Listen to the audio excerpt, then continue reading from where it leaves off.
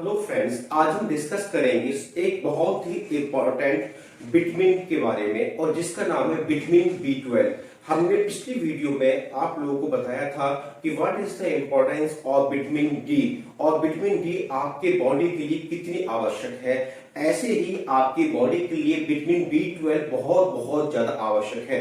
तो सबसे पहले विटामिन B12 का जो एक दूसरा नाम है वो है कोबालमीन। इसे हम कोबालमीन के नाम से भी जानते हैं।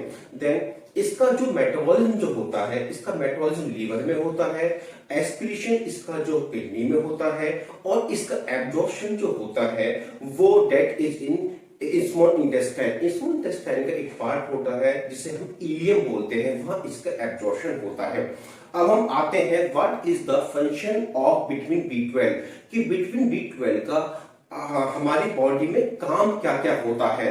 तो आपको ये जान के बहुत हैरानी होने वाली है कि विटामिन B12 आपके नॉर्मल नर्व के फंक्शन के लिए, आपके ब्रेन के फंक्शन के लिए बहुत ही अति आवश्यक है।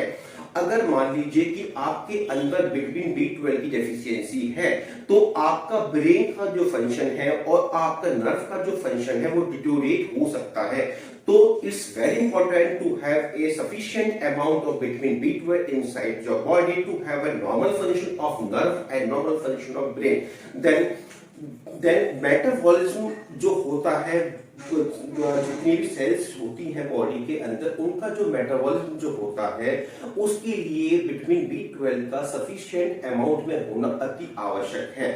देन थर्ड पॉइंट, बेसिकली क्या होता है कि जो आपका DNA जो होता है, DNA के सिंथेसिस में, मतलब DNA के बनने में एक को फैक्टर होता है और वो को फैक्टर जो होता है वो विटामिन B12 होता है। तो इसका मतलब ये हुआ कि DNA के सिंथेसिस के लिए विटामिन B12 अति आवश्यक है। Then comes to the fourth point, and fourth point है कि जो प्रोडक्शन जो आरबीसी का जो होता है, आरबीसी का मतलब रेड ब्लड सेल्स, उसके प्रोडक्शन के लिए विटामिन B12 का सफिशिएंट अमाउंट में होना बहुत जरूरी है।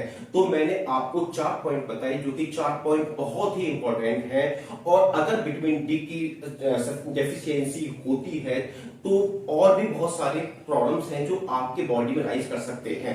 Then comes to what are the symptoms of vitamin B12 deficiency. अगर आपके बॉडी के अंदर विटामिन B12 की डेफिशिएंसी होती है, कमी होती है, तो ऐसे कौन कौन सी परेशानियां हैं जो आपकी बॉडी में होंगी।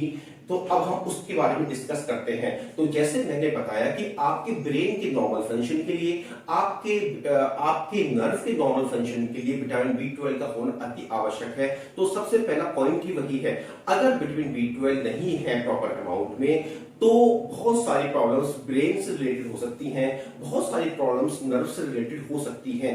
जैसे पेशेंट को डेमेंशिया हो सकता है, डिप्रेशन हो सकता है, कंफ्यूजन हो सकता है, मेमोरी लॉस हो सकता है, कंफ्यूजन हो सकता है, फैटीग हो सकता है। तो there are lot of psychological problems that may rise to the deficiency of vitamin B12। अब हम आते हैं नर्व पर। तो बेसिकली अगर किसी पेशेंट का विटामिन B12 कम है तो उसको टिंगलिंग सेंसेशंस हो सकते हैं, इवन नमनेस हो सकती है in the hand, in the foot to the deficiency of vitamin B12। Now अभी हमने डिस्कस किया what is the impact on the nerve and what is the impact on the brain. Now comes to, अगर मान लीजिए किसी patient को vitamin B12 deficient है तो it may lead to constipation हो सकता है। कॉन्स्टिपेशन मतलब कब्ज हो सकता है, उसको भूख कम लग सकती है और उसको वेट लॉस भी हो सकता है। तो इसका ये विटामिन B12 का ये भी एक कॉम्प्लिकेशन है।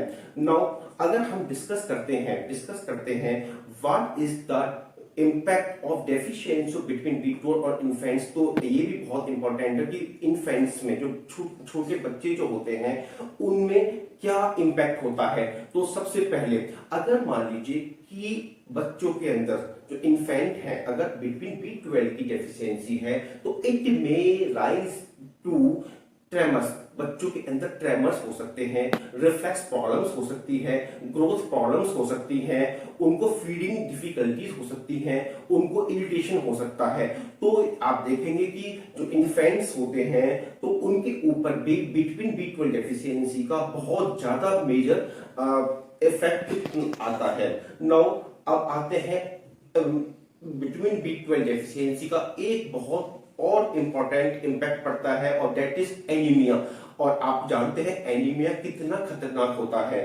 तो अगर बिटवीन B12 अगर बॉडी के अंदर कम है तो एनीमिया हो सकता है और एनीमिया की वजह से बहुत सारी प्रॉब्लम्स राइज कर सकती हैं, जैसे फैटीग हो सकता है, जैसे इर्रेगुलर हार्ट बीट हो सकती है, जैसे मेंस्ट्रुअल प्रॉब्लम्स हो सकती हैं, जैसे स्किन का जो कलर हो सकता है वो येलो हो सकता है। तो मैंने अभी आपको मोटा मोटा बताया कि कौन कौन सी प्रॉब्लम्स आपको बिटवीन B12 डेफिशिएंसी की वजह से हो सकती हैं। अब बेसिकली क्या है कि अब दो तरीके से बिटवीन B12 कम हो सकता है। एक तो आपके बॉडी के अंदर जो आप उसको बिटवीन B12 को आप कम मात्रा में ले रहे हैं, और दूसरा अगर आप ले भी रहे हैं तो आपकी बॉडी के अंदर वो एब्जॉर्ब नहीं हो पा रहा है। तो कौन कौन सी ऐसी कंडीशंस हैं जिसकी वजह से बिटवीन B12 आपकी बॉडी के अंदर एब्जॉर्ब नहीं हो पा रहा है। तो सबसे पहले है क्रोनिक एल्कोहलिज्म।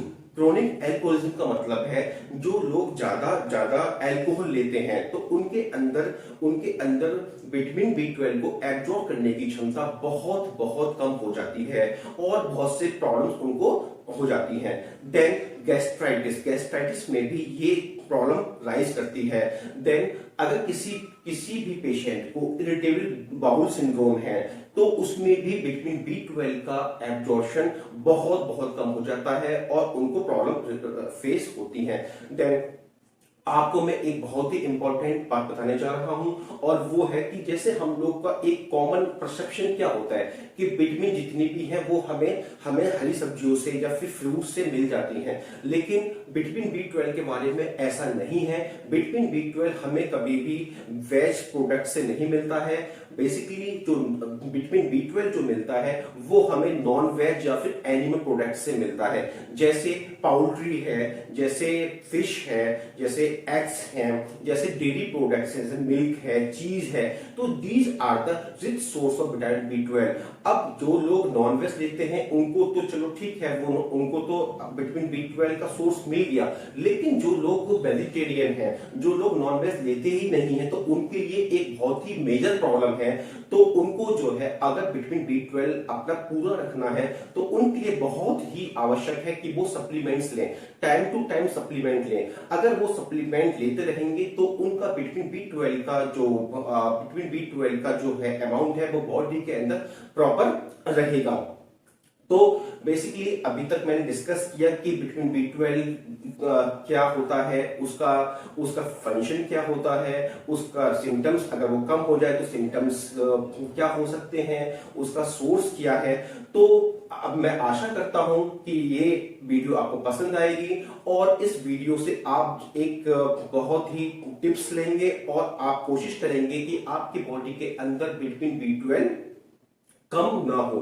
बेसिकली आपको कोशिश करनी चाहिए कि विटामिन B12 कम ना हो। अगर मान लीजिए कि आप ज्यादा सप्लीमेंट भी ले लेते हैं तो इसमें भी कोई घबराने वाली बात ज्यादा नहीं है, क्योंकि विटामिन B12 एक वाटर सोल्युबल विटामिन है और ये अगर अधिक मात्रा में भी चला गया है तो ये आपके बॉडी से वॉश आउट हो जाएगा। तो आप इन छोटी छोटी टिप्स को अपने जीवन में अपनाइए और आप देखिए कि आपका विटामिन B12 की डेफिशिएंसी जो परेशानी राइज कर रही है वो ऑटोमेटिकली खत्म हो जाएंगी। Thanks a lot.